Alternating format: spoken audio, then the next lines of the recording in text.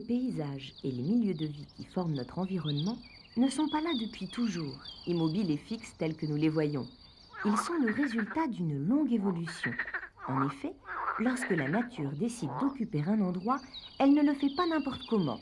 Cela se passe en plusieurs étapes qui se succèdent sur des décennies ou parfois sur quelques années seulement. Prenons l'exemple d'un mur situé en pleine ville. Lorsqu'il a été construit, c'était un monde de pierre et de ciment, un désert, sans aucune vie. C'est alors que la nature s'est mise en marche pour occuper l'endroit.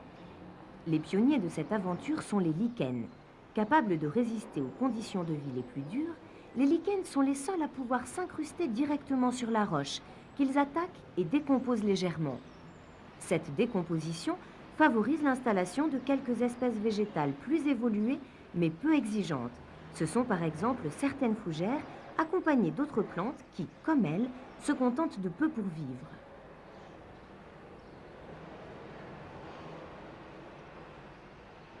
Cette première vague de pionniers végétaux commence à rendre notre mur nettement moins désertique qu'à sa construction. Mais la conquête ne s'arrête pas là. Bientôt apparaissent les mousses. Celles-ci s'installent de préférence dans l'espace entre les pierres, là où existe un peu d'humidité. Les mousses ont un rôle important dans la colonisation de notre mur par les plantes.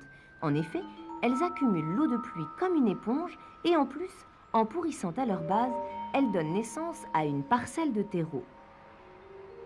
Sur ce terreau, et avec l'eau prisonnière dans les mousses, les graines, apportées par le vent, peuvent maintenant germer et donner naissance à toutes sortes de plantes qui ne demandent qu'à grandir.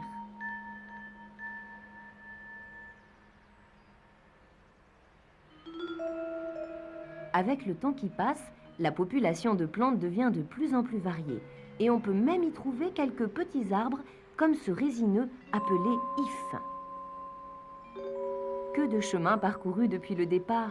Le mur désert est devenu un véritable petit jardin botanique miniature, abritant maintenant une douzaine d'espèces de plantes différentes, dont certaines fleurissent ou grandissent d'année en année pour ressembler à de véritables arbustes.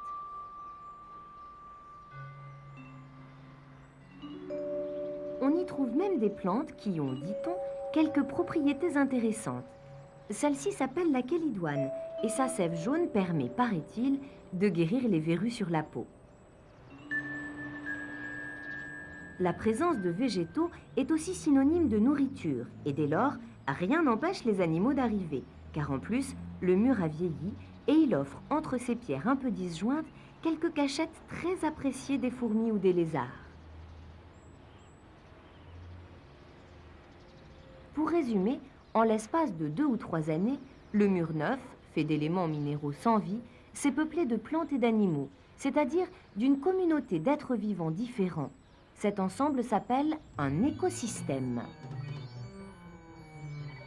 Dans chaque écosystème existent des dizaines de relations entre les êtres vivants. L'une d'elles s'appelle la prédation et elle est exercée, vous vous en doutez, par des prédateurs. Le mur en abrite quelques-uns, comme les araignées. Celles-ci consomment les insectes imprudents qui, attirés par l'une ou l'autre des plantes du mur, n'ont pas fait attention à l'endroit où ils mettaient leurs pattes.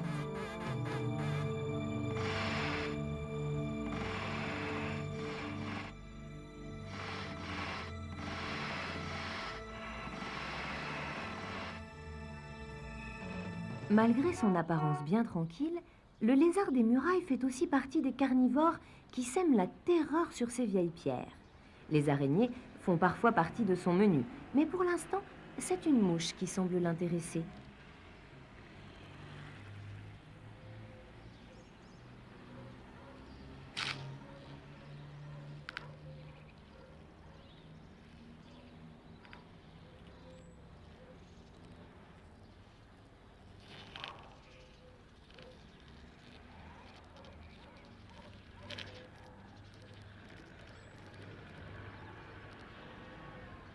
Voilà en résumé l'histoire de l'évolution et du fonctionnement d'un petit bout de mur en ville. Ce principe de colonisation